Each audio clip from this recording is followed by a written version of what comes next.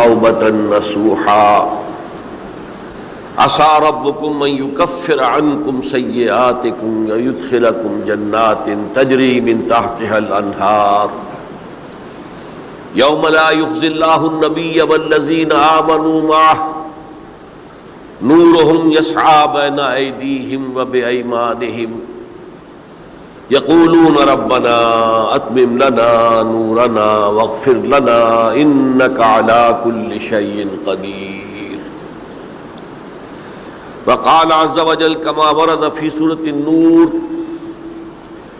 وتوبوا إلى الله جميعا أيها المؤمنون لعلكم تفلحون. وقال جل وعلا كما ورد في سورة الزمر قل يا عبادي الذين أسرفوا على أنفسهم لا تقنطوا من رحمة الله إن الله يغفر الذنوب جميعا صدق الله العظيم. رب اشرح لي صدري ويسر لي أمري واحلل عقدة من لساني يفقهوا قولي. اللهم ربنا ألهمنا رشدنا وأعذنا من شرور أنفسنا. اللهم أرنا الحق حقا وارزقنا اتباعه وأرنا الباطل باطلا وارزقنا اجتنابه.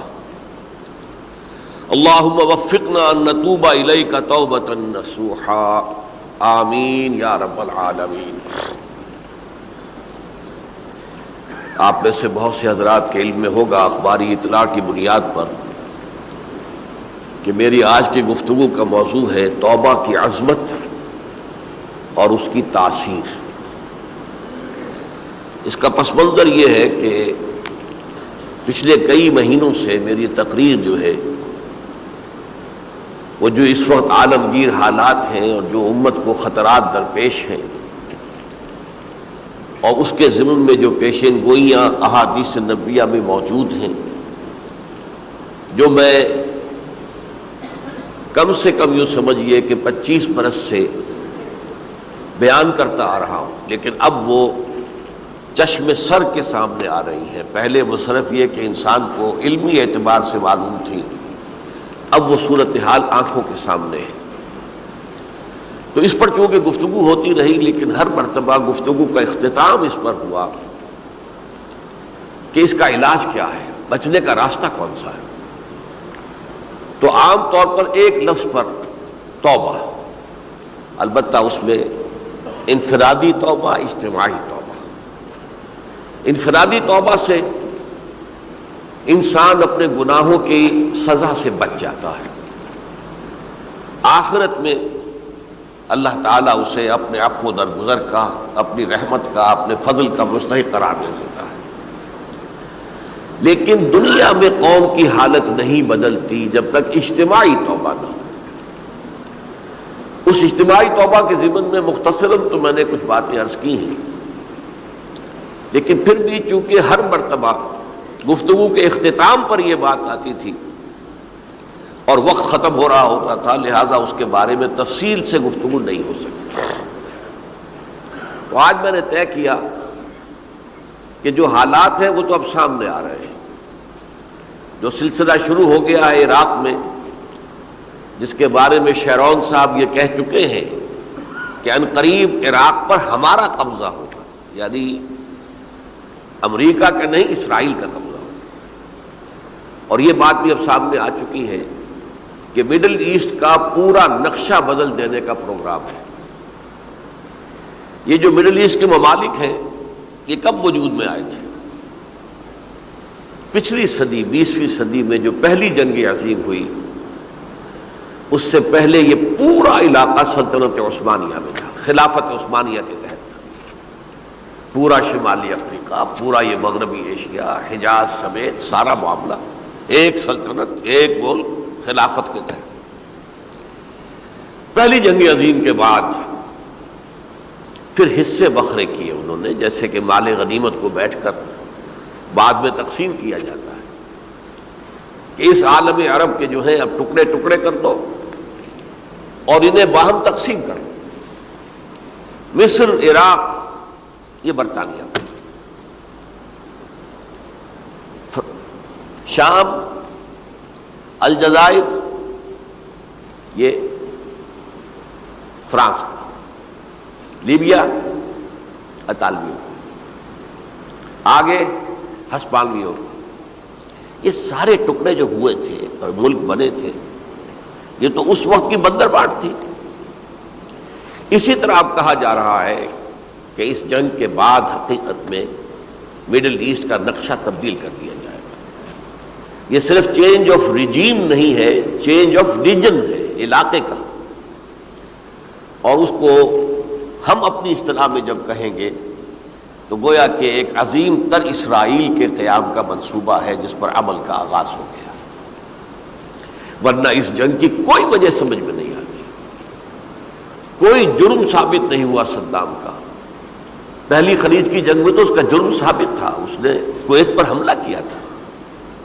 اس وقت تو کوئی جرم سرے سے ہے ہی نہیں۔ ان کے اپنے معائنہ انسپیکٹر جا کر بتاتے رہے کہ کچھ نہیں دیکھا ہم نے، وہاں کچھ نہیں پایا۔ اس حوالے سے سوچئے کہ کیا جواز، کوئی جواز پوری دنیا میں یہ بات تسلیم کی جاتی ہے کہ بلا جواز حملہ ہے، اور کس قدر شدت سے ہے، کتنی طاقت سے ہے، کتنی قوت سے ہے، کتنی فوجیں آئی ہیں، کتنے جو ہے خلیج کے اندر جہاز کھڑے ہوئے ہیں جن پر سے کہ ہوائی جہاز اڑتے ہیں، کتنے چھوٹے چھوٹے جہاز کھڑے ہوئے ہیں، کہاں کہاں سے حملے ہو رہے ہیں۔ تو اصل میں وہ کتاب الملاحم کے اندر حضور نے جن خبروں کی پیشن گوئی کی تھی وہ اب ہمارے سامنے ہے۔ اسی طرح پاکستان کا معاملہ ہوتے ہوتے رفتہ رفتہ ہمارے گرد گھیرا تنگ ہو رہا۔ ہم پر ایک الزام تو وہ کہتے ہیں کہ آپ چاہے لاکھ دفعہ قسم کھا لیں ہم نہیں مانیں گے، شمالی کوریا کو ایٹمی صلاحیت جو ہے وہ آپ نے فراہم کی، ہمارے پاس ثبوت ہے۔ اس کے بدلے میں ان سے میزائل ٹیکنالوجی آپ نے لی ہے، ہمارے پاس ثبوت ہے۔ اور آپ کشمیر میں کراس بارڈر انفلٹریشن اور ٹیررزم کو روک نہیں سکے، آپ نے نہیں روکا ہے۔ اور یہ جو ہے فنڈامنٹلسٹ جو ہیں آپ کے ملک میں سر اٹھا رہے ہیں، 2 صوبوں میں ان کی حکومتیں بن گئی ہیں، اس سے تو اندیشہ ہے کہ کہیں ایٹمی صلاحیت جو ہے آپ کی وہ ان کے ہاتھ میں نہ چلی جائے، پھر تو وہ القاعدہ اور ٹیررسٹ کے حوالے پہنچ جائے گی۔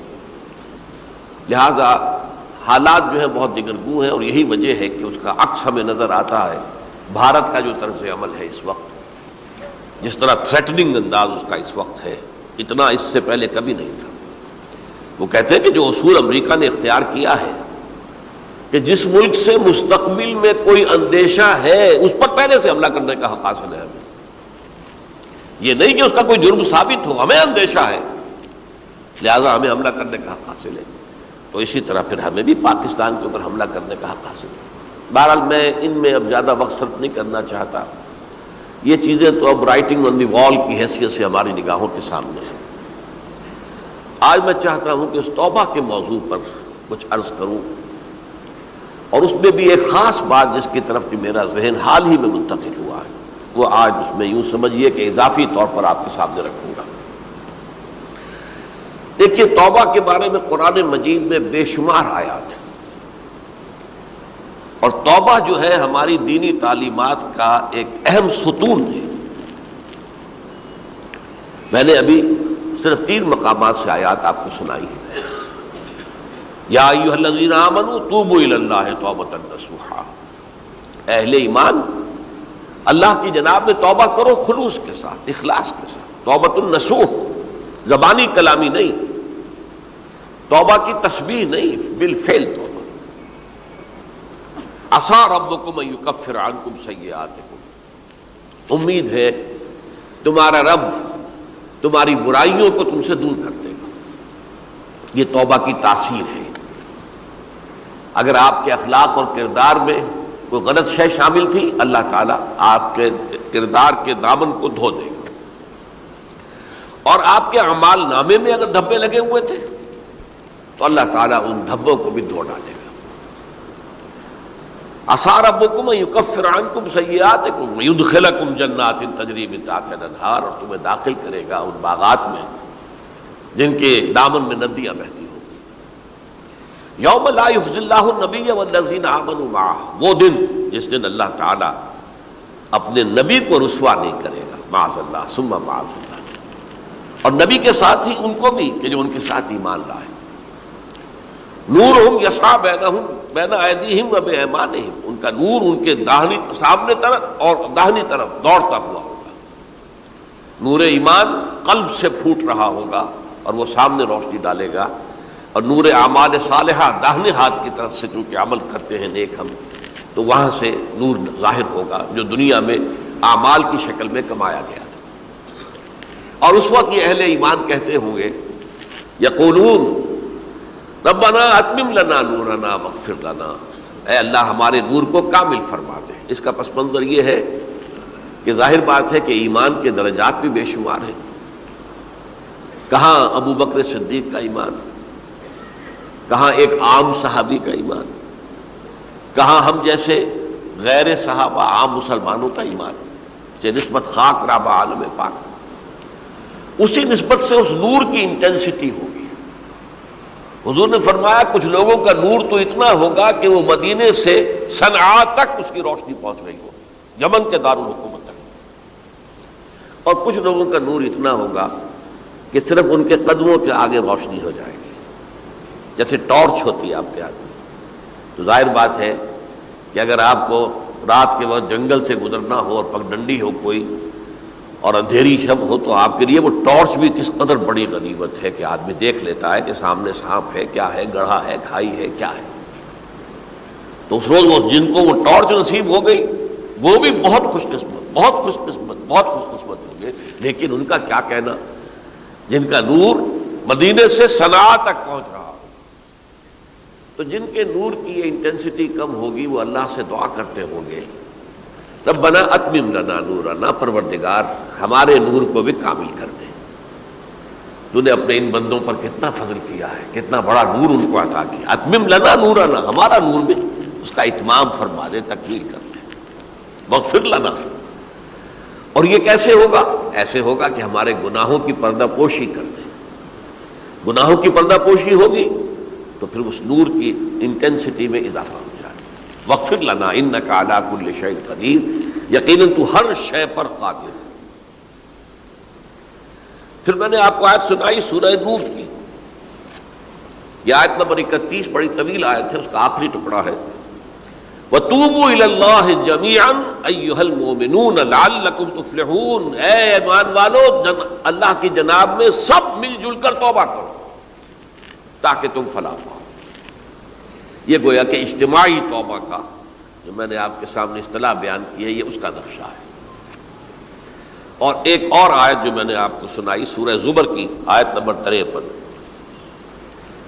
بعض لوگوں پر کچھ مایوسی طاری ہو جاتی ہے، ہم اتنے عرصے سے گناہ کرتے چلے آ رہے ہیں، کیسے معافی ہوگی، کیسے ممکن ہے، کیسے چھٹکارا ملے گا. ایسے لوگوں کے لیے ان کے اطمینان کے لیے، ان کی دلجوئی کے لیے، ان کی تسلی کے لیے یہ آیت عظیم ترین آیات میں سے قرآن مجید کی. قل یا عبادی الذین اسرفوا علی انفسہم،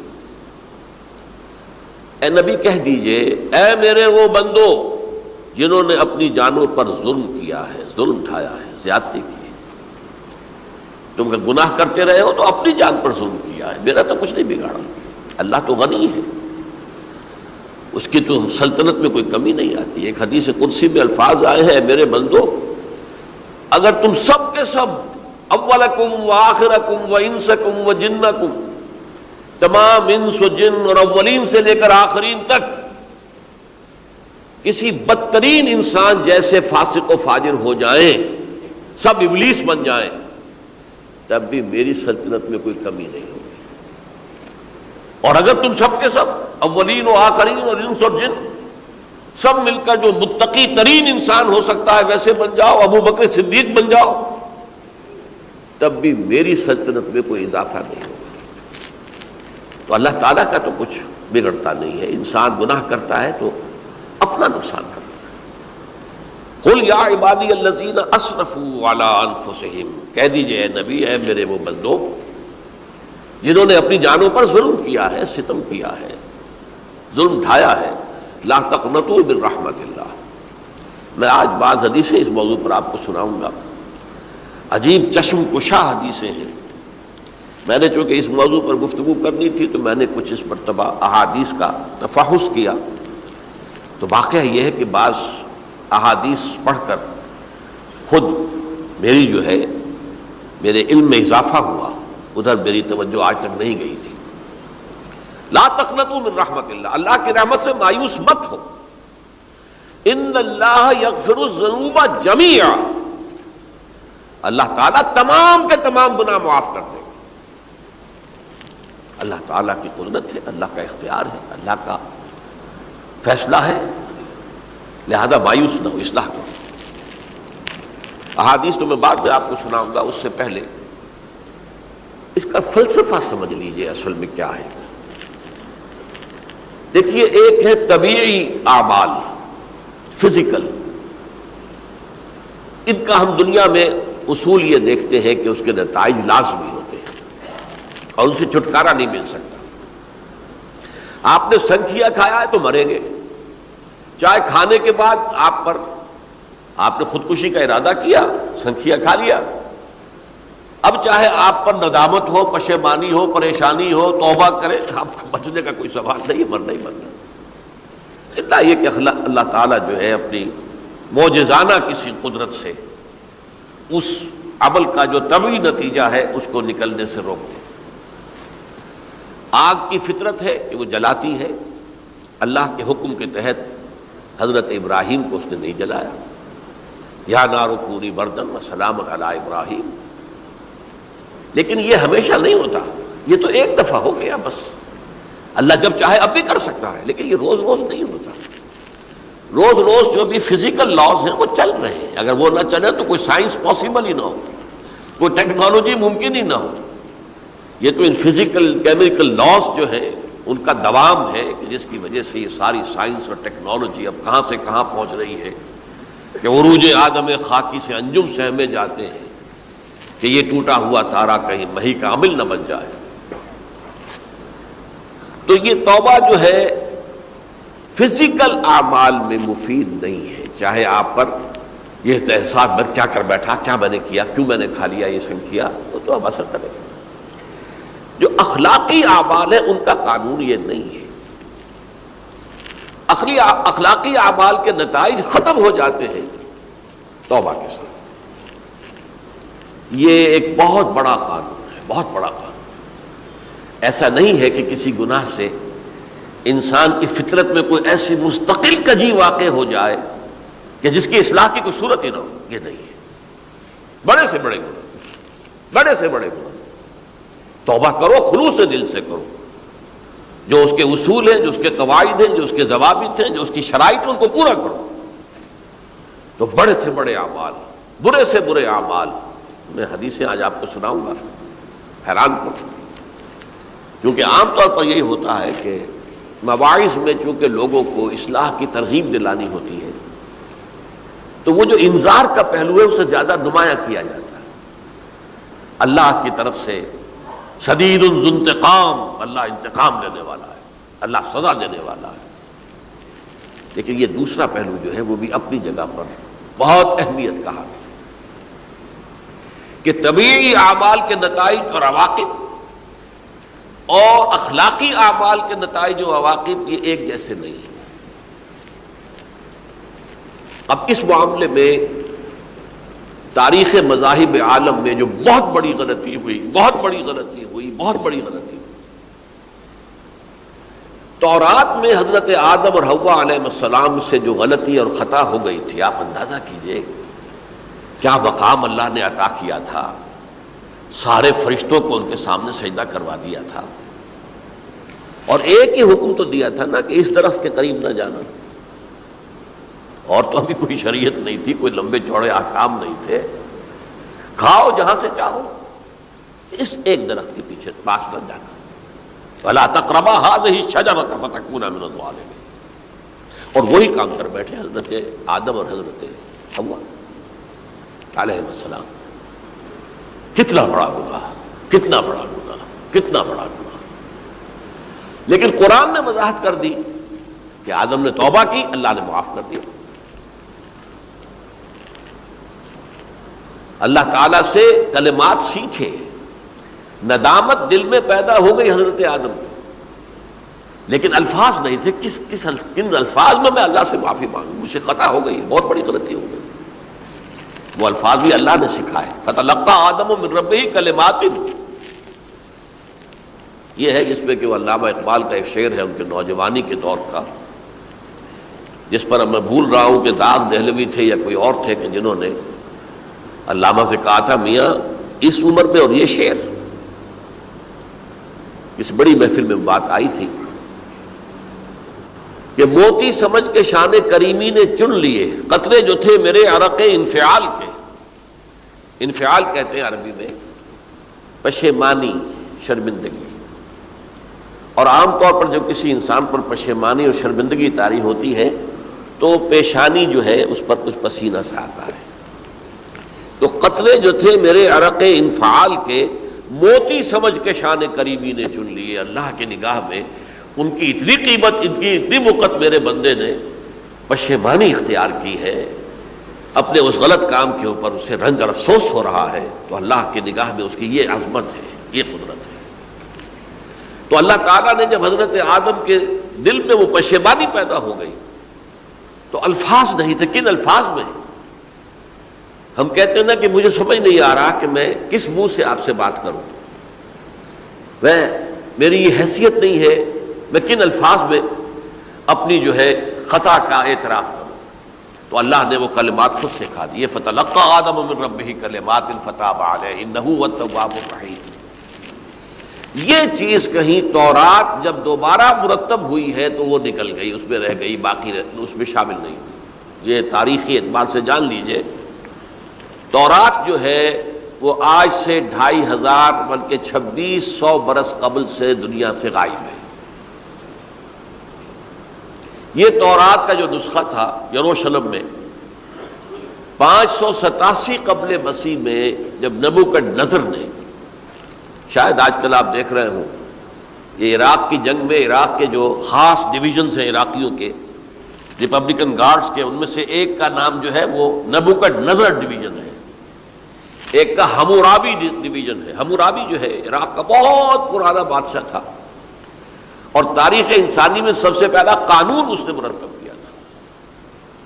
حمورابی یہ بہت پرانی تہذیب ہے، دنیا کی غالباً سب سے زیادہ اینشنٹ تہذیب جو ہے وہ عراق کی ہے. حضرت ابراہیم یہی پیدا ہوئے شہر اور میں.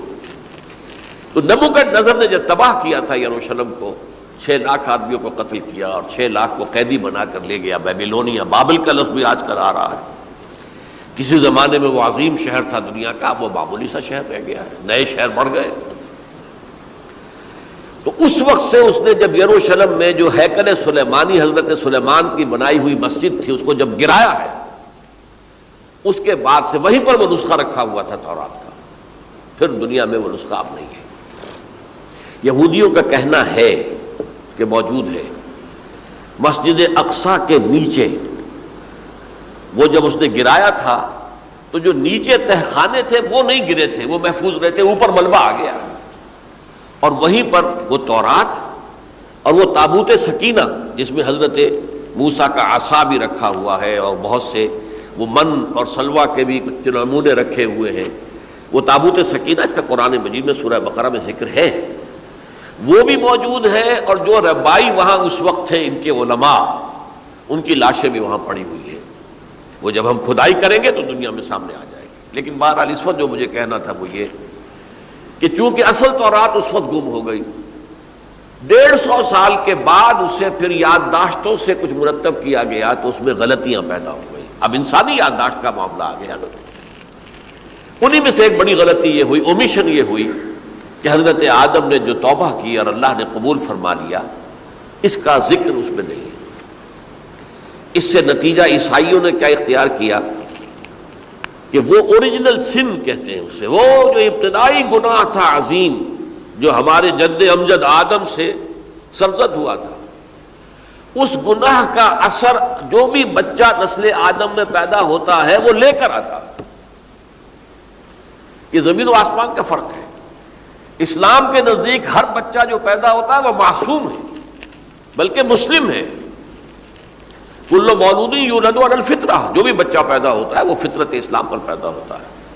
فَأَبَوَاهُ يُهَوِّدَانِهِ أَوْ يُمَجِّسَانِهِ أَوْ يُنَصِّرَانِهِ، یہ تو والدین ہیں اس کے جو اسے مجوسی یا عیسائی یا یہودی بنا لیتے ہیں، ورنہ وہ تو مسلمان ہوتا ہے، فطرت کی کلین سلیٹ لے کر آتا ہے۔ عیسائیت کہتی ہے ہر انسان جو پیدا ہوتا ہے بنیادی طور پر گناہگار ہے، اپنے جد امجد کے گناہ کا بوجھ لے کر آیا ہے۔ اب اس کا علاج انہوں نے پھر کیا تجویز کیا، یہ ہے کہ ایک غلطی پر دوسری غلطی اور دوسری پر تیسری غلطی، خشت اول چون حد معمار کج، تاثریہ بھی رود دیوار کج۔ اب اللہ نے جب دیکھا اب تو ہر بندہ جو ہے آدم کی اولاد کا بنیادی طور پر پیدائشی طور پر گناہ گار ہے، تو اب کیا کیا جائے؟ تو اللہ نے اپنا اکلوتا بیٹا، صلبی بیٹا مسیح یسوع اسے زمین پر بھیجا۔ یہ الفاظ میرے ہیں کہ اسے قربانی کا بکرا بنا کر اور ان سب کی طرف سے قبول کر لیا، گناہ گاروں کی طرف سے، کہ ان کے گناہ کا کفارہ ہو جائے گا جو عیسیٰ کو مان لے۔ یہ عقیدہ ہے عیسائیت کا۔ جڑ کیا ہے کہ گناہ ہو گیا تو گناہ کا اثر تو رہے گا۔ قرآن یہ کہتا نہیں، اللہ دھو دیتا ہے، تمہاری سیرت و کردار کے اوپر بھی جو داغ ہیں دھل جائیں گے، اور تمہارے نامہ اعمال میں جو دھبے ہیں وہ بھی دھل جائیں گے۔ توبہ کرو، توبوا الی اللہ توبۃ نصوحا، کرو وہ توبہ کہ جو بالکل خلوص دل کے ساتھ ہو۔ اب میں ذرا آپ کو کچھ احادیث سنانا چاہتا ہوں۔ ایک طرح کا یہ تبشیر کا پہلو ہے آج ہماری گفتگو میں کہ جو نمایاں ہوگا۔ یہ بعض احادیث تو چھوٹی چھوٹی ہیں اور یہ بہت مرتبہ میری گفتگو میں آ چکی ہیں، صرف اس وقت حوالہ دے کر گزر جاؤں گا۔ یہ ترمذی اور ابن ماجہ میں حضرت انس ابن مالک رضی اللہ تعالی عنہ سے روایت ہے، حضور نے فرمایا کل بنی آدم خطاؤون وخیر الخطائین التوابون، تمام بنی آدم خطا کار ہیں، خطا کار بھی نہیں، بہت خطا کار ہیں، بہت خطا کار ہیں، لیکن ان خطا کاروں میں بہتر لوگ وہ ہیں کہ جو خوب توبہ کرتے ہیں۔ غلطی ہو گئی توبہ کر لو۔ اور ایک اور حدیث میں آپ کو بتاؤں گا کہ یہ نہیں ہے کہ پھر کبھی وہ غلطی نہ ہو، اس وقت آپ یہ لگا لیں اپنے اوپر یہ کام میں نے نہیں کرنا، اور ایک دفعہ وہ کام چھوڑ دیں تو توبہ ہو گئی۔ پھر اگر کچھ عرصے کے بعد پھر کہیں آپ جذبات کی رو میں بہہ گئے، پھر کہیں کوئی برے اثرات جو ہے وہ پڑے، پھر غلطی، کوئی بات نہیں، پھر توبہ کرو، پھر ہو گیا پھر توبہ کرو۔ تواب اسی لیے کہا بار بار بار بار بار بار توبہ کرنے والے۔ تو کل بنی آدم خطاؤون وخیر الخطائین التوابون۔ دوسری حدیث یہ بھی ابن ماجہ اور بہقی میں ہے، حضرت عبداللہ ابن مسعود رضی اللہ تعالی عنہ، التائب من الذنب کمن لا ذنب لہ، گناہ سے توبہ کرنے والا ایسے ہے جیسے اس نے کبھی گناہ کیا ہی نہیں۔ دھل جاتی ہے، تختی دھل گئی، بچے نے تختی لکھی تھی اس کو دھو دیا، ختم ہو گئی۔ ایک حدیث تو پڑھ کر میں بھی چونکا، یہ اصل میں اسلوب ہے بیان کا، بتانے کے لیے کہ تمہارے دلوں کے اندر مایوسی کا غلبہ نہ ہو جائے۔ مایوس اصل میں جو ہے مایوسی یہ ابلیسیت ہے، نوٹ کر لیجئے اس کو۔ مایوسی ابلیسیت کا عکس ہے۔ مبلس کہتے کسے جو مایوس ہو گیا؟ ابلیس سب سے بڑھ کر مایوس جو ہے وہ ابلیس ہے۔ اسے معلوم ہے میرا چھٹکارا تو نہیں ہے، لہذا میں جتنوں کو اپنے ساتھ لے کر جہنم میں جھونک دوں یہی میری کمائی ہے، میں نے تو بچنا نہیں۔ تو ابلیس کہتی ہے اس کو جو انتہائی مایوس، مبلس، جو رحمت خدا بندی سے مایوس ہو چکا۔ اب اس کو دور کرنے کے لیے حدیث سنیے، اور یہ حدیث مسلم شریف کی ہے، صحیحین کے اندر، حضرت ابو ہریرہ سے۔ حضور فرماتے ہیں والذی نفسی بیدہ، قسم ہے اس ذات کی جس کے ہاتھ میں میری جان ہے، لو لم تذنبوا، اگر تم لوگ گناہ نہ کرتے، لذهب اللہ بکم، تو اللہ تعالیٰ تمہیں لے جاتا کہیں اور، وَلَجَاءَ بِقَوْمٍ يُذْنِبُونَ، اور پھر کسی ایسی مخلوق کو پیدا کرتا ہے جو گناہ کرتے، فَيَسْتَغْفِرُوا اللَّهَ، اور پھر وہ اللہ سے استغفار کرتے اور توبہ کرتے فَيَغْفِرُ لَهُمْ، اور اللہ تعالیٰ انہیں معاف کر دیتا۔ تو میں نے عرض کیا کہ یہ بعض چیزیں ہوتی ہیں کہ جن کا واقع سے کوئی تعلق نہیں ہوتا، لیکن ایک زور بیان کے لیے، ایک بات کو ایمفیسائز کرنے کے لیے، جیسے قرآن مجید میں آتا ہے، اے نبی کہہ دو ان کان للرحمن ولد فانا اول العابدین، اگر اللہ کا کوئی بیٹا ہو تو میں سب سے پہلے میں اس کو پوجوں گا، جب میں اللہ کو پوجتا ہوں تو اللہ کا اگر کوئی بیٹا ہوتا تو کیا میں اسے نہ پوچھتا؟ لیکن نہیں ہے۔ اب یہ نہیں ہے، نفی کے لیے زور دیا کہ اگر اللہ کا کوئی بیٹا ہوتا، لو کان للرحمن ولد فانا اول العابدین۔ اسی طرح یہ ہے کہ اگر انسان گناہ نہ کرتے اور گناہ کے بعد توبہ کر کے اللہ تعالیٰ کی شان غفاری کا ظہور نہ ہوتا، یہ بھی ایک عجیب فلسفے کی بات ہے، اللہ نے یہ کائنات کیوں پیدا کی؟ قرآن مجید میں اس کو براہ راست ایڈریس نہیں کیا گیا اس مسئلے کو، میرے علم کی حد تک۔ ہو سکتا ہے کہیں بہت خفی انداز میں ہو اور ابھی تک میری نگاہ سے بھی جو ہے وہ چھپا رہ گیا، ہو سکتا ہے قرآن مجید کے غامض نکات ایسے ہو سکتے ہیں۔ کوئی شخص، میں تو کہتا ہوں کہ اگر کوئی شخص کہتا ہے، میرے بارے میں ایک عالم دین نے کہہ دیا تھا کہ اسے قرآن پر بڑا عبور حاصل ہے، تو میں نے انہیں پیغام پہنچایا، جن صاحب نے مجھے ان کا یہ جملہ سنایا تھا کہ آپ نے قرآن کی توہین کی ہے، قرآن پر عبور کسی انسان کو نہیں ہو سکتا۔ عبور کا مفہوم کیا ہے؟ دریا کے دو کنارے ہیں، آپ اس کنارے سے اس کنارے چلے گئے تو آپ نے عبور کیا دریا۔ قرآن کے کنارے ہیں ہی نہیں، لا پیدا کنار۔ لہذا یہ کہہ دینا کسی کے بارے میں کہ قرآن مجید، اب انہوں نے تو ایک طرح سے میری تعریف کی تھی، میرے ایک ساتھی سے جملہ کہا تھا، ان کے وہ عزیز تھے، تو گویا کہ وہ جو میری تنظیم میں تھے ان کو خوش کرنے کے لیے کہہ دیا ہو یا جو بھی ہو، ان کے دلی جذبات ہو سکتا ہے کہ میں نے کہا انہیں یہ میرا پیغام پہنچا دیجیے، آپ نے قرآن کی توہین کی ہے۔ قرآن پر عبور کسے ہو سکتا ہے؟ نہ معلوم کتنے مقامات ہیں کہ جہاں امام راضی بھی کھڑے ہوئے ایسے نظر آتے ہیں، دہشت زدہ، اعلم ان ھذا المقام مقام غامض مہیب عمیق، ہوشیار کے رہ بردب تیغست قدم رہا، ہوشیار ہو جاؤ، یہ بڑا خطرناک مقام ہے، بہت مشکل مقام ہے، اس کے تہ تک پہنچنا کسی کے لیے ممکن نہیں ہے۔ سورہ حدید کی آیت هو الاول والآخر والظاہر والباطن پر یہ الفاظ ہیں جو امام راضی نے لکھے۔ تو اس لیے میں آپ سے عرض کر رہا ہوں کہ یہ کہنے کا انداز ہے، والذی نفسی بیدہ لو لم تذنبوا، اس ہستی کی قسم جس کے ہاتھ میں میری جان ہے، اگر تم گناہ نہ کرتے، تو میں عرض کر رہا تھا تو اللہ کی شان غفاری کیسے ظاہر ہوتی؟ اللہ نے کائنات کیوں پیدا کی؟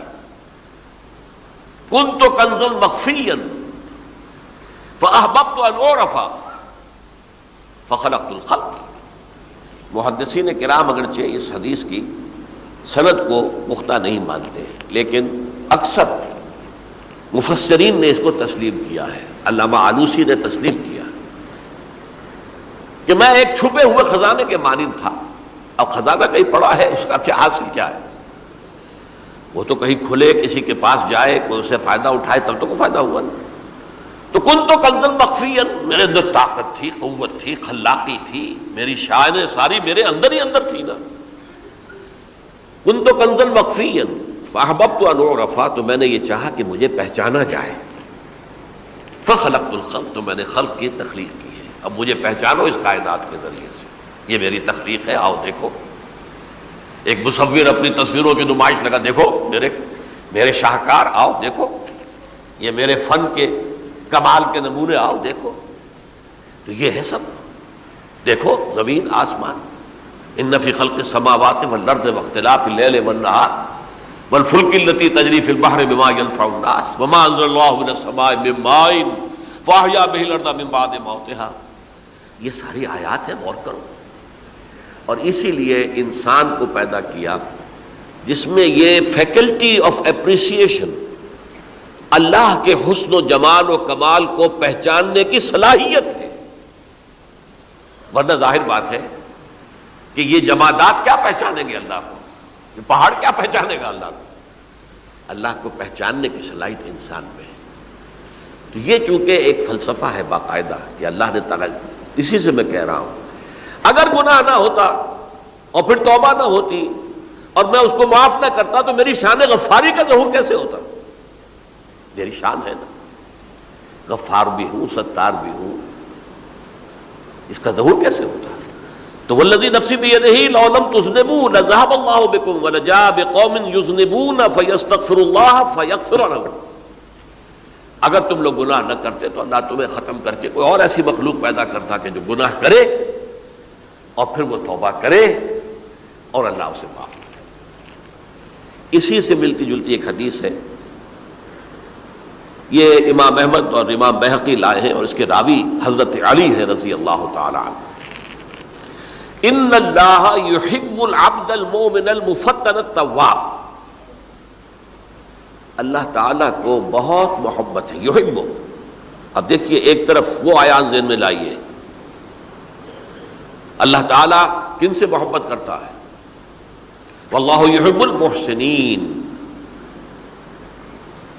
یا وہ لوگ ان اللہ یحب الذین یقاتلون فی سبیلہ صفا کانہم بنیان مرصوص، اللہ محبت کرتا ہے اپنے ان بندوں سے جو اس کی راہ میں جنگ کرتے ہیں صفے باندھ کر، گویا سیسا پلائی ہوئی دیوار ہے۔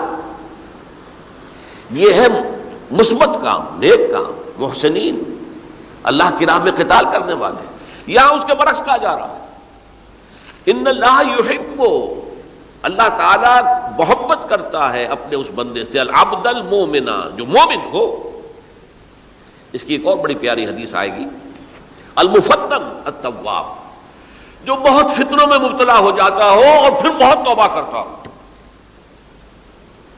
مفتن التواب، لیکن ساتھ ہی پلٹتا ہو، رجوع کرتا ہو، پھر اللہ کے حضور میں حاضر ہوتا ہو، پھر معافی مانگتا ہو۔ اللہ تعالیٰ کو اپنا ایسا بندہ بہت پسند ہے۔ اب میں کچھ اور حدیثیں آپ کو سنا رہا ہوں۔ توبہ کا دروازہ دو اعتبارات سے کہا گیا ہے کہ ایک وقت آنے پر بند ہو جاتا ہے۔ ایک حدیث کے تو الفاظوں میں نوٹ کر کے نہیں لایا ہوں کہ اللہ تعالیٰ نے توبہ کا ایک دروازہ اتنا چوڑا کھلا رکھا ہوا ہے کہ جس کو عبور کرنا جو ہے وہ سال ہا سال میں ممکن ہو، اور یہ بند نہیں ہوتا جب تک کہ سورج مغرب سے طلوع نہ ہو جائے۔ یہ قیامت کی جو آخری، قریب قیامت کی جو آخری نشانیاں ہیں ان میں سے وہی حدیث میں آپ کو سنا رہا ہوں، عن ابی ہریرہ رضی اللہ تعالی عنہ، اور یہ مسلم شریف کی روایت ہے،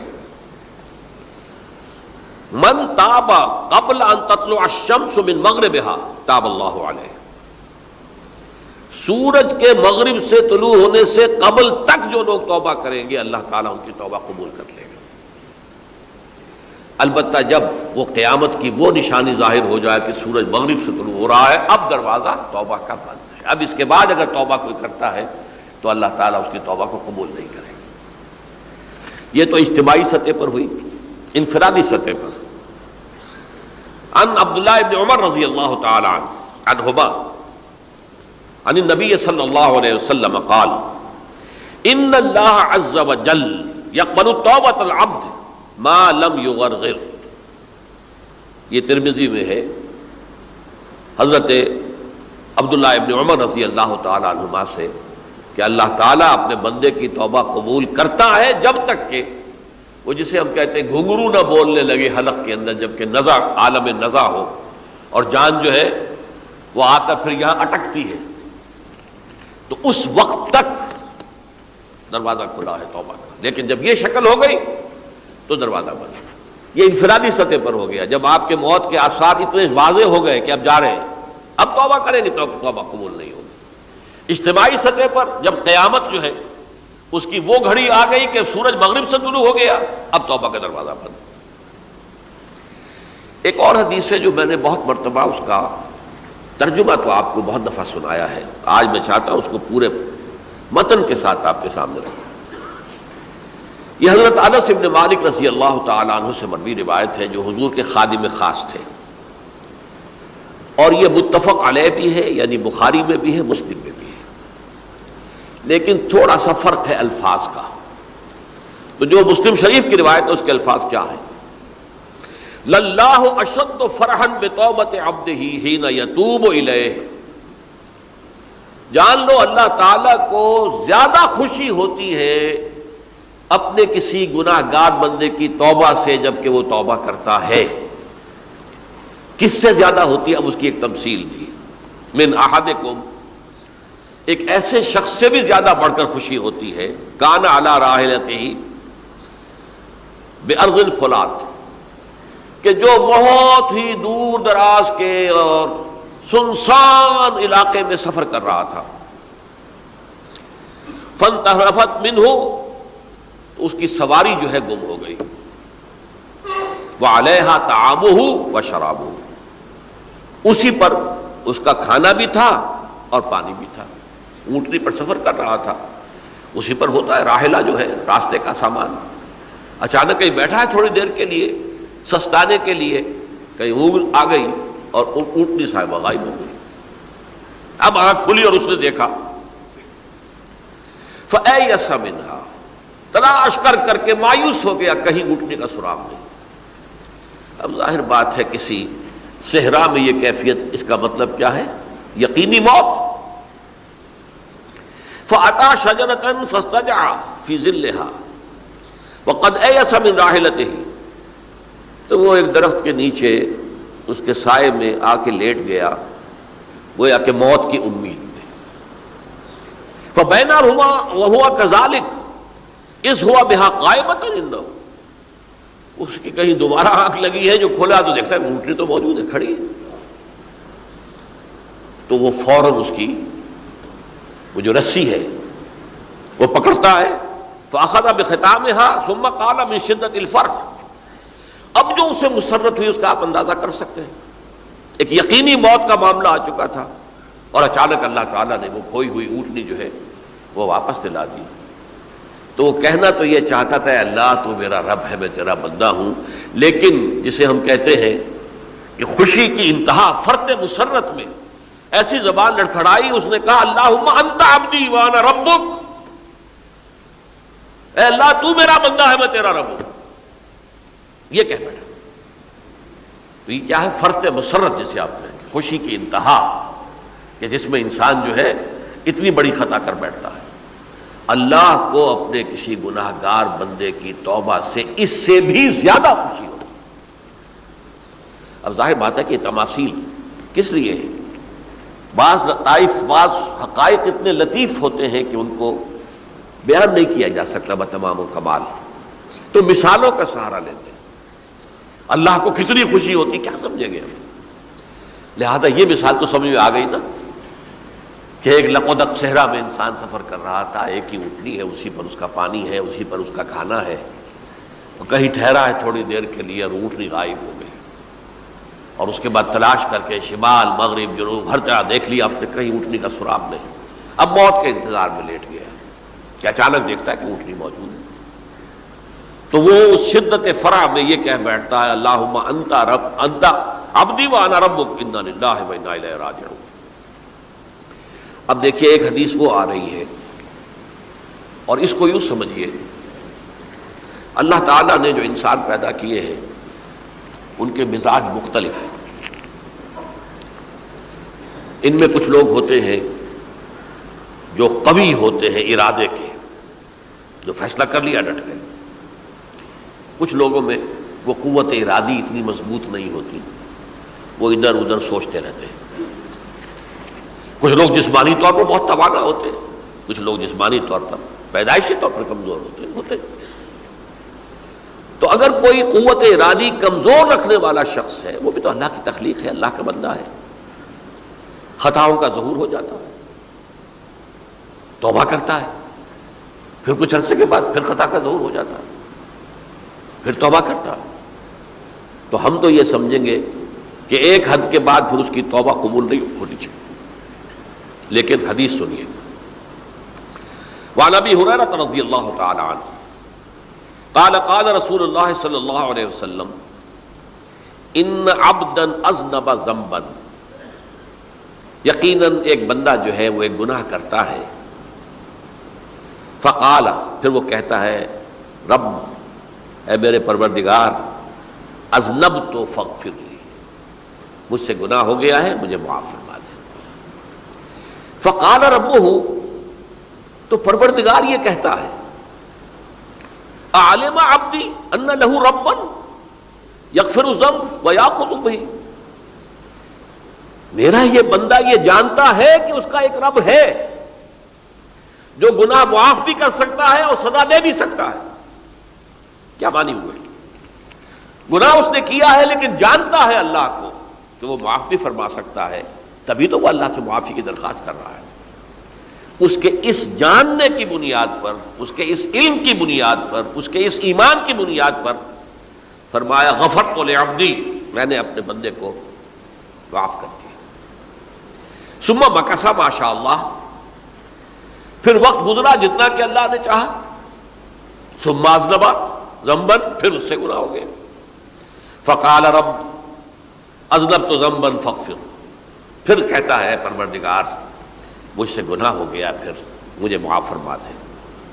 فقال ربہ، اللہ فرماتا ہے عالم عبدی ان لہ ربا یغفر الذنب ویاخذ بہ، میرا بندہ ہے نا جو جانتا ہے کہ اس کا ایک رب ہے، ایمان باللہ اس کے اندر ہے، تبھی تو پکار رہا ہے، اور یہ بھی جانتا ہے کہ وہ گناہ معاف بھی کر سکتا ہے اور چاہے تو پکڑ بھی سکتا ہے، سزا بھی دے سکتا ہے۔ تو فرمایا، اللہ تعالیٰ فرماتے ہیں میں نے فرمایا کہ میں نے معاف کر دیا۔ ثم مکث ما شاء اللہ، پھر ایک عرصہ گزرا اس کے بعد۔ ثم اذنب ذنبا، پھر اس نے گناہ کیا۔ قال رب اذنبت ذنبا آخر، اس نے کہا پروردگار میں نے تو پھر ایک اور گناہ کر دیا، فاغفر لی، مجھے بخش دے۔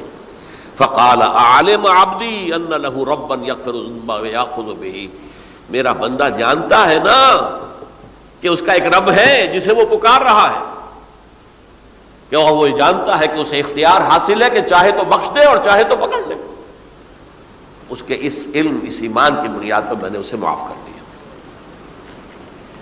ایک اور حدیث، میں نے چونکہ اس گفتگو کے لیے ان احادیث کا تفحص کیا ہے، یہ تو بہت ہیں حدیثیں، میں نے ان میں سے کچھ چنی ہیں۔ ہمارے بعض واعظ ناصح وہ بھی کسی شخص کو روکتے رہے، برائیوں سے روکتے رہے، نہیں رکتا،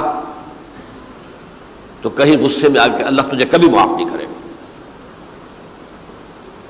یہ کتنا بڑا جرم ہے، اس کا اندازہ کیجئے اس حدیث سے۔ تم میرے بندے کو میری رحمت سے مایوس کر رہے ہیں، کتنا بڑا جرم ہے، اس کا اندازہ کیجئے۔ یہ مسلم شریف کی روایت ہے، عن جندب، حضرت جندب رضی اللہ تعالی عنہ سے، ان رسول اللہ صلی اللہ علیہ وسلم حدث، کہ اللہ کے رسول صلی اللہ علیہ وسلم نے ایک واقعہ بیان کیا، ان رجلا قال، کہ ایک شخص نے یہ کہا، واللہ لا یغفر اللہ لفلان،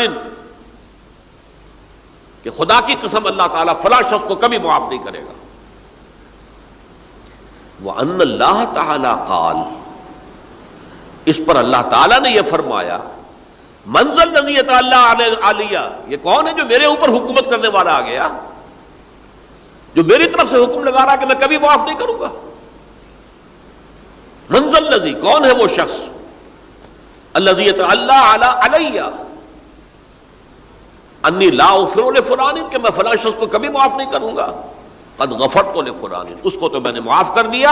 واحبطت عملا، اس شخص کے تمام اعمال میں نے ضائع کر دیے کہ تم نے میرے بندے کو مایوس کیا۔ یہ ہے جرم کی انتہا۔ تو توبہ کی دعوت دیتے رہو، توبہ کے لیے لوگوں کو آمادہ کرتے رہو، توبہ جو ہے اس کے لیے ترغیب دیتے رہو، اللہ تعالیٰ معاف فرمانے والا۔ اب آخری حدیث سنا رہا ہوں، یہ تو بہت ہی عجیب حدیث ہے اور متفق علیہ، یہ بخاری اور مسلم دونوں میں۔ حضرت ابو سعید الخدری رضی اللہ تعالی عنہ جو ہے وہ اس کے راوی ہیں۔ حضور نے فرمایا، کانا فی من کانا قبلکم رجل قتل 99 نفسا، تم سے پہلے جو امت تھی بنی اسرائیل، گویا کہ ان کا ذکر ہے، اس میں ایک آدمی ایسا تھا جس نے 99 قتل کیے تھے۔ اب آپ اندازہ کیجئے کتنا بڑا گناہ کبیرہ ہے قتل. قرآن مجید میں آتا ہے وَكَأَنَّمَا قَتَلَ النَّاسَ جَمِيعًا. اگر ایک انسان کو بھی ناحق قتل کر دیا گیا تو یہ ایسے ہی ہے گویا کہ اس نے پوری نوع انسانی کو قتل کر دیا. اس نے 99 قتل کیے. فَهَلْ لَهُ مِن تَوْبَةٍ. پھر اس کے بعد یہ ہوا کہ اس کے اندر توبہ کا جذبہ پیدا ہوا.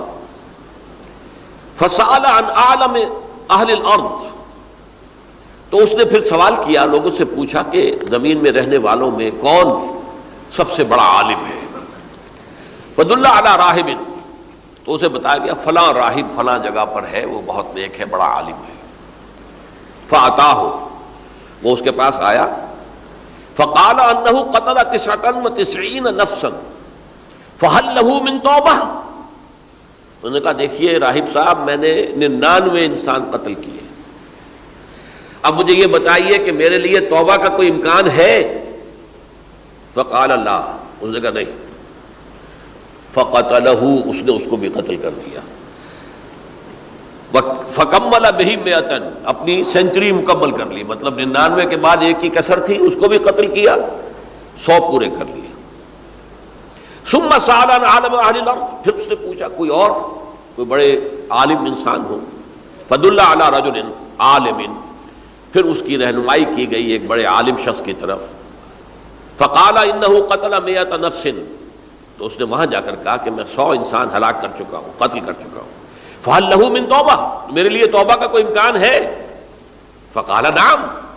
اس نے کہا کیوں نہیں، 100 قتل کیے تب بھی کیا ہے، توبہ کا راستہ دروازہ کھلا ہوا ہے. ما لم یغرغر. جب تک کہ وہ گھنگرو نہیں بج رہا اس وقت تک تمہارے توبہ کا دروازہ کھلا ہوا ہے.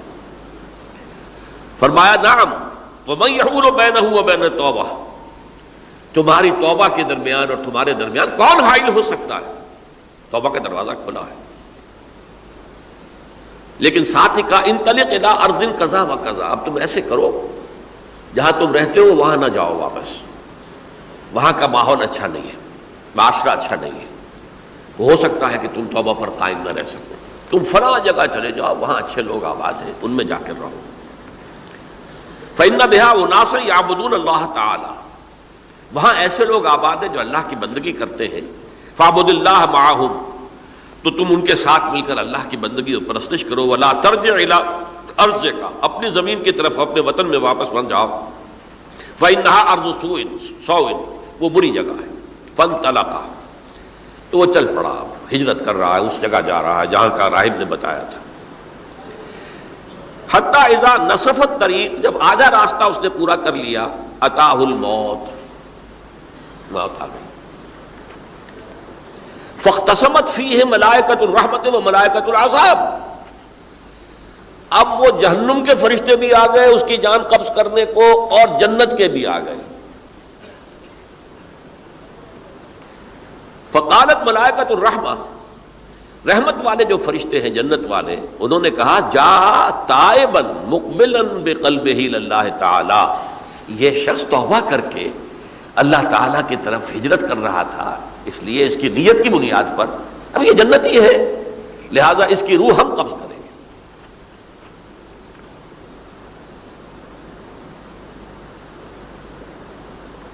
وقالت الملائکۃ العذاب.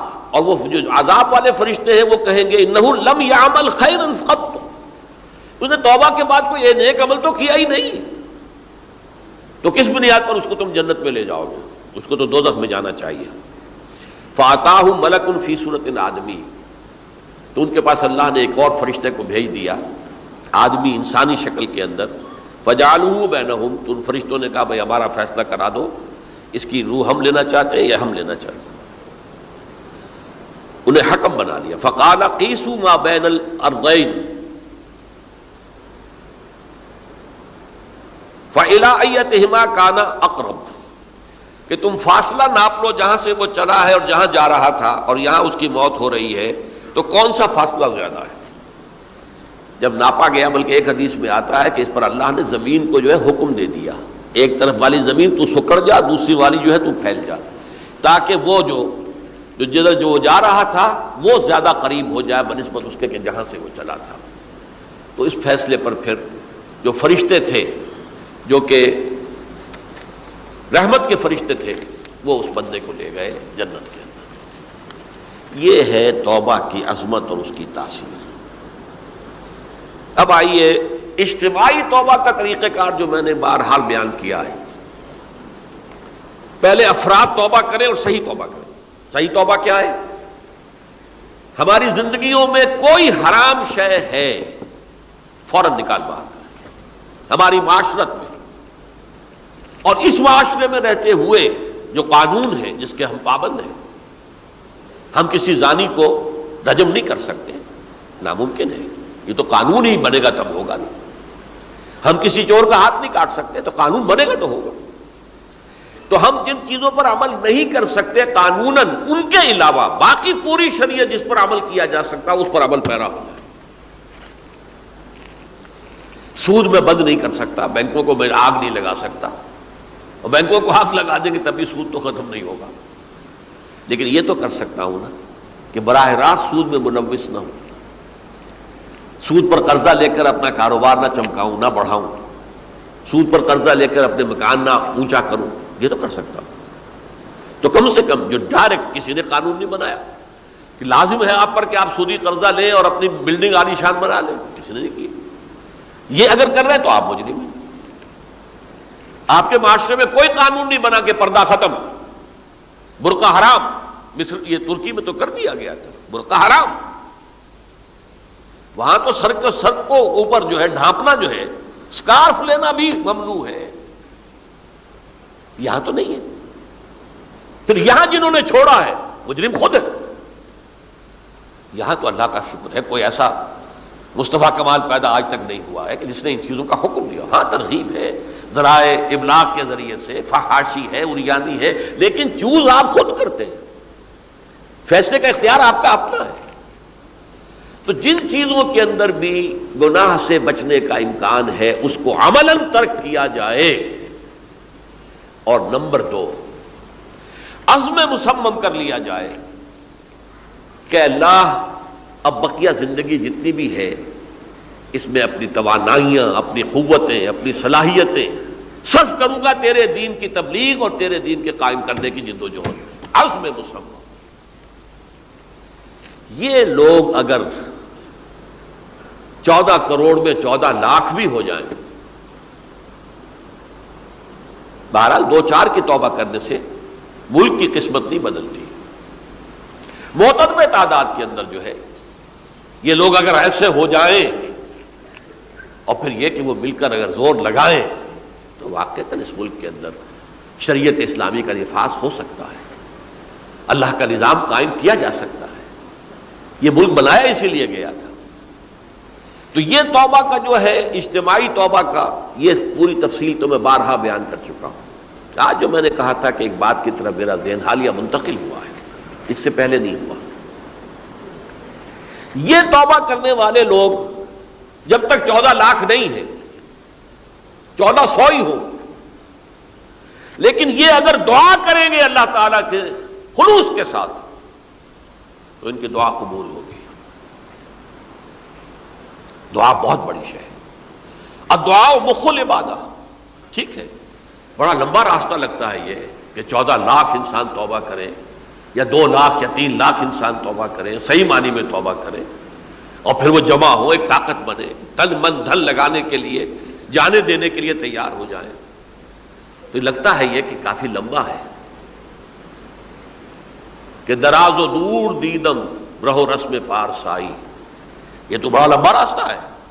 اسی سے لوگ کہتے ہیں کہ پھر کیا حل ہوا؟ یہ تو حل جو ہے تو کوئی عملی حل تو نہیں ہوا۔ اس میں میرا ذہن منتقل ہوا ہے دعا، اجیب دعوت الداعی اذا دعان امن یجیب المضطر اذا دعاہ۔ بھلا وہ کون ہے جو کسی مضطر کسے کہتے ہیں؟ ایک شخص نہایت پریشان حال ہو گیا ہو، نہایت پریشان حال، اور میں اللہ کو پکارے، پروردگار تو میری دستگیری فرما۔ اللہ کسی اور طرف مجھے کوئی توقع نہیں رہی، کوئی نہیں رہا جس سے مجھے کوئی امید ہو۔ یہ مضطر اضطرار کی حالت میں آ کر جب بالکل بے چین ہو کر اللہ کو پکارتا ہے تو اللہ اس کی دعا قبول کرتا ہے۔ اور دعا کی حد یہاں تک بھی آتے ہیں الفاظ کہ لا یرد البلاء قضاء الا بالدعاء. تقدیر الہی کو بھی اسی لیے دو حصوں میں تقسیم کیا گیا. تقدیر مبرم، ایک تو اللہ کا وہ فیصلہ ہے جو ٹل نہیں سکتا کسی صورت میں. ایک تقدیر معلق ہوتی ہے تو صحیح اللہ کا فیصلہ، لیکن اس میں تبدیلی ہو سکتی ہے.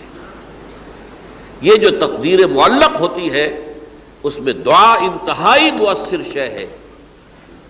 لا يرد البلاء الا لا يرد القضاء الا بالدعاء. قضا جو ہے وہ نہیں بدل سکتی سوائے دعا کے. اس دعا کی تو کم سے کم ہم منادی کریں، لیکن پہلے شرط وہی ہے، ورنہ وہ دعا نہیں ہے، ورنہ وہ توبہ نہیں ہے.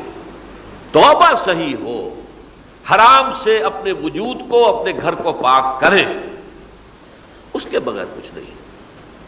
اس کے بغیر تو جیسے کہ کہا گیا سورہ مائدہ میں قل یا اہل الکتاب لستم علی شیء حتی تقیموا التوراۃ والانجیل. اے نبی ان سے کہہ دیجئے اے اہل کتاب تمہاری کوئی حیثیت اللہ کی نگاہوں میں نہیں ہے، تمہاری کوئی دعا اللہ کے ہاں قابل پذیرائی نہیں ہے جب تک کہ تم تورات اور انجیل کو قائم نہیں کرتے. لہذا دعائیں تو نہ بنو. 30 لاکھ آدمی جو ہے حج کے موقع پر کیسی کیسی دعائیں مانگتے ہیں. کہاں جا رہی ہیں دعائیں؟ کہاں ہیں ان کی قبولیت کے آثار؟ توبہ صحیح ہو. اور توبہ کے بارے میں آج میں نے امکانی حد تک آپ کے سامنے آج ترغیب و تشویق کا پہلو رکھا ہے. مایوسی، اس کو کہا بھی جاتا ہے مایوسی کفر ہے. اور میں نے آپ سے کہا آج کہ لا تقنطوا من رحمت اللہ ان اللہ یغفر الذنوب جميعا. 99 قتل کیے ہوں، 100 قتل کیے ہوں، تب بھی توبہ کرو گے تو اللہ توبہ قبول فرمائے گا. اور کس شان کے ساتھ قبول فرمائے گا اس حدیث کے اندر آیا، متفق علیہ حدیث صحیح بخاری اور صحیح مسلم کے اندر ہے. تو اگر ہم اس توبہ کی منادی کریں نمبر 1، اور جو لوگ توبہ کریں صحیح معنی میں، ایک طرف تو وہ جد و جہد شروع کر دیں اللہ کے دین کے قائم کرنے کی جد و جہد، اس میں پیچھے نہ رہیں، لیکن اس اثناء میں جو دعائیں وہ کریں گے اللہ تو نے یہ ملک ہمیں عطا کیا تھا، ہم نے اپنے زور بازو سے اسے نہیں حاصل کیا. یہ سلطنت خدا داد پاکستان ہے. اور اے اللہ اے خاص ہے خاصان رسول وقت دعا ہے، امت پہ تیری آ کیا جب وقت پڑا ہے. میں اپنے احساسات جو ہیں آپ کے سامنے الفاظ میں بیان نہیں کر سکتا. یہ جب یروشلم کی تباہی ہوئی تھی جس کا میں نے ذکر کیا ہے، 6 لاکھ انسان قتل ہوئے تھے، اور 6 لاکھ کو نبوکدنضر جو تھا وہ ہانک کر بھیڑوں بکریوں کی طرح بیبیلونیا لے گیا تھا. اس سے پہلے کتنے ہی نبی اہل کتاب کے وہ کہتے رہے تھے کہ ہوش کرو، توبہ کر لو.